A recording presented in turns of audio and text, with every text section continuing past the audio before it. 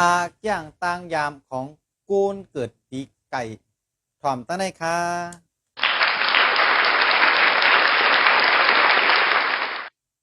เป็นก้นตีมีไปวนคึดกับ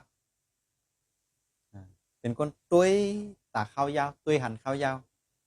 อำว่าลองสังกอตีไว้หรือเปืนอยู่เสียแล้วก็คืบหน้า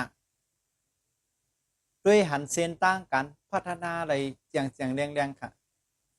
มีปักเปิงในการเหตุการณ์โฮมตั้งการทัดสางการเฮ็ดเขาเลยทัดสางเขาน้ำกาจ้อมกันตั้งเฮ็ดตั้งทัดสางกว่าพร้อมกันแล้วก็การเฮ็ดก็ดีการลองทัดสางเขาก็ดีอันกว่าพร้อมกันนั่นเป็นลองอันหมันแมนจึงจ้างตีออกมันได้รวยตีอำโลเปิงเฮี้ยงน้ำก็แปลว่าเขาจะ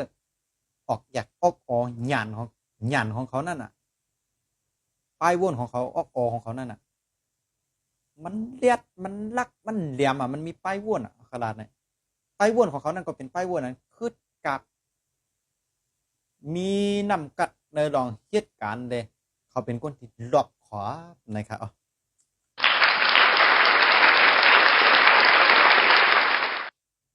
พอยบย่อมของเขาก็มีค่ะ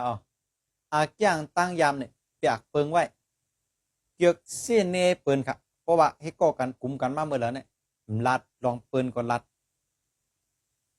ลองลัดลองโก้ก็ลัดลองโก้ลัดลองเปินนั่นนะฮะ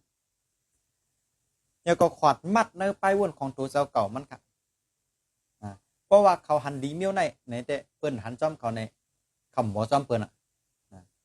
เขาว่าแต่หันปุนควันส่วนตัวไว้อีเนี่ยค่ะมันแมทข้าเฮาปอสละตื่นหลีเมืองไทยมาสงค่า